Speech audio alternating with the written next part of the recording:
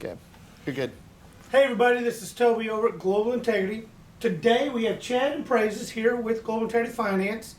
And today we're going to talk about what they're doing at Global, how the market is moving, and all the new things they got coming on for 2024. So we're going to start this thing right off, get started with them as introductions. Chad, you start. Tell us about who you are, what you do, and why you do it.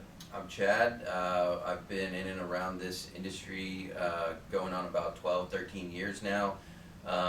And I have recently joined Toby's team in the hard money space, and we're giving away money to make dreams come true. Absolutely. That's great. I love that.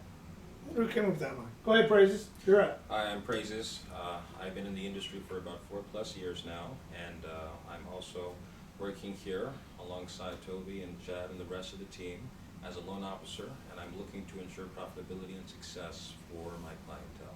Outstanding, outstanding. So, as you both know, you're both senior loan officers or senior account executives here at Global. You've seen a lot of the disruption that's going on in 2022 or 2023 now. How's that resonated throughout the year, Chad?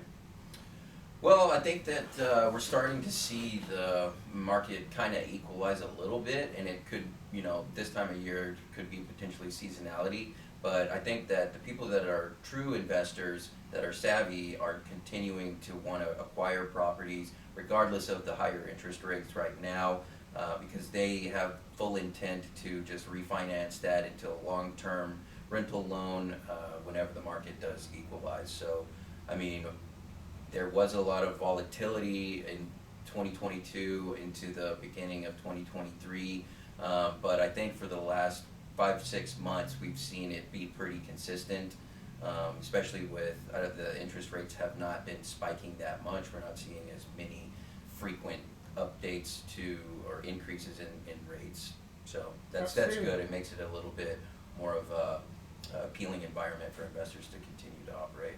Okay, Praises, you got anything to add to that? Yeah, much like what Chad stated, in my opinion, we are seeing a market correction.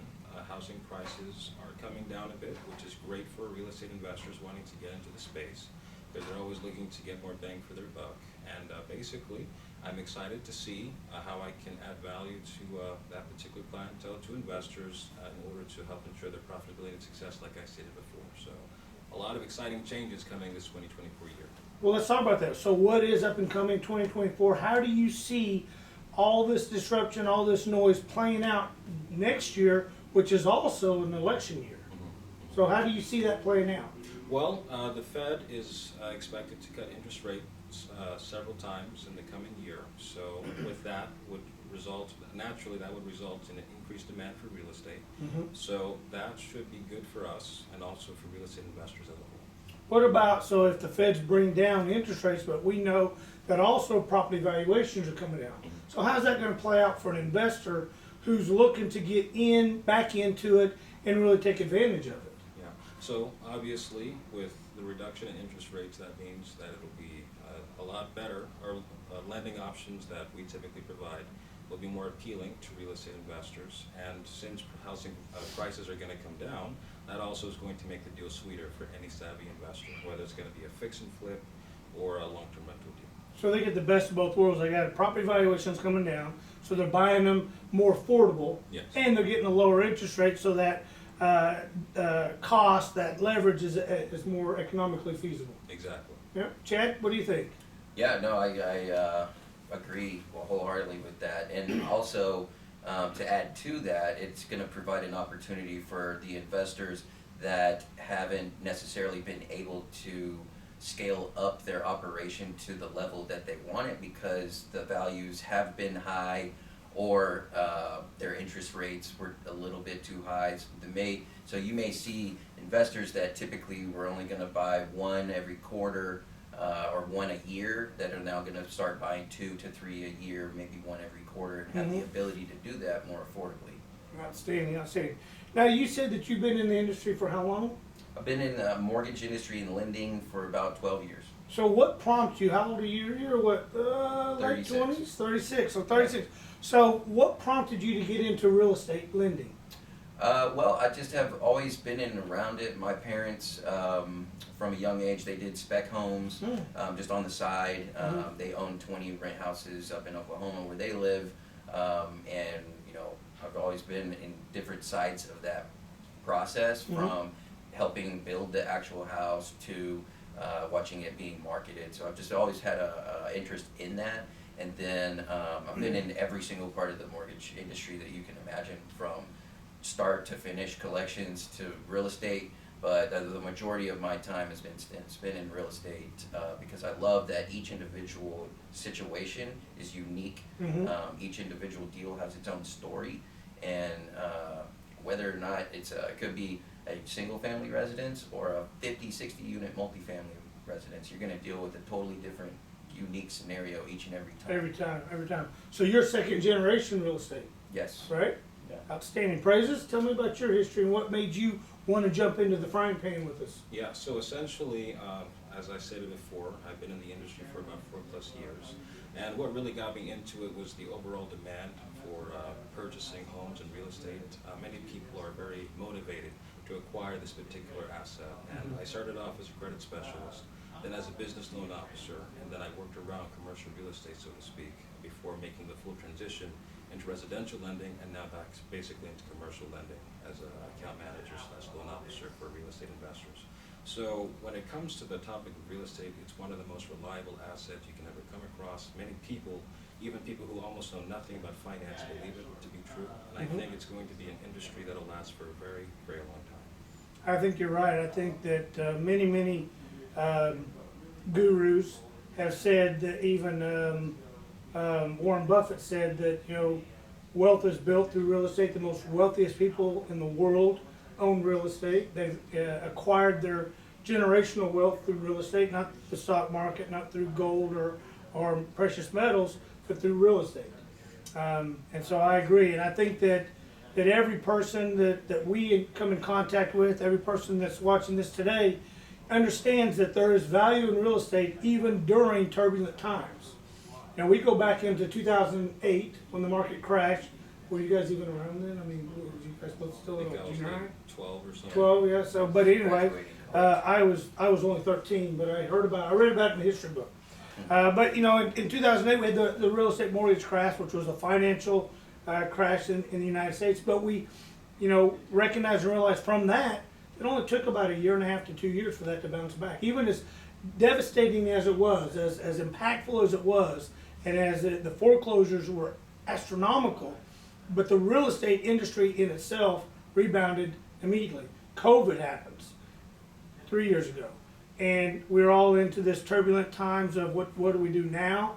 You've got consumer goods that are restricted. You've got people that can't go to work. They're now working from home, and so all that turns. But again, 2021 was a great rebound, and now we have the interest rate hike that is really a disruption only to those who got into real estate in 2019 and 2020 and got free money, because when we started in 2015, 2018, this was the norm. But you're seeing that stabilize, and so I agree with both of you that real estate is a great investment. It is a long-term investment, and generational wealth is created from that. So, Chad, let me ask you, you got 2024 coming up. What what are your goals? What are you looking to do for 2024, and how you plan on implementing that? So for 2024, I would like to continue to grow my personal lending book of business through the company. I think that we've got a lot of amazing programs, updates that are coming along, and I think that once things do continue to equalize, we're going to see that open up a little bit more to where we can offer further options, maybe better, more appealing structured loans, or the parameters of them can be wide open, essentially, for people to expand their book of business. And especially throughout the end of the year, going into 2024, everybody's got a plan of what they want to accomplish.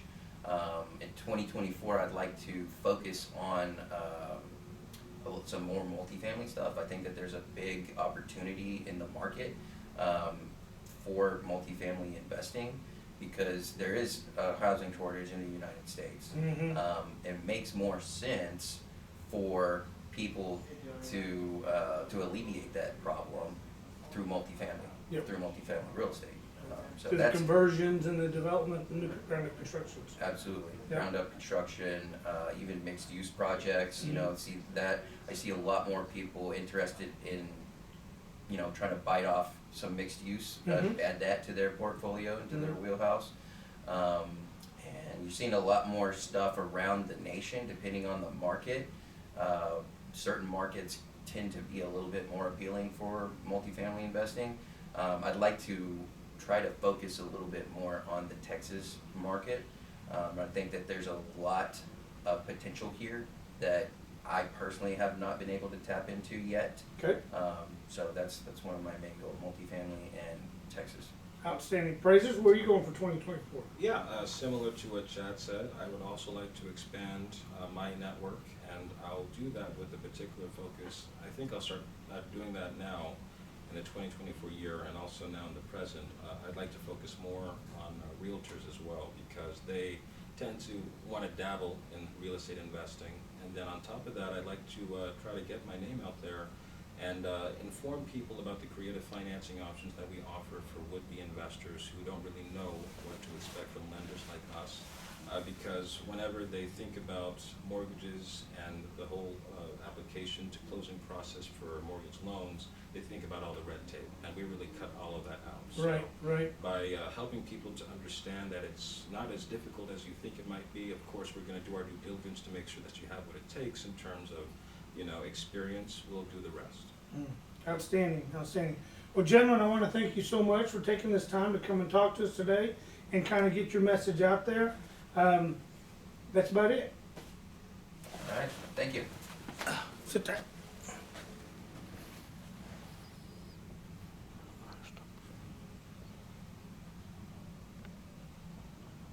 Hey, Nick.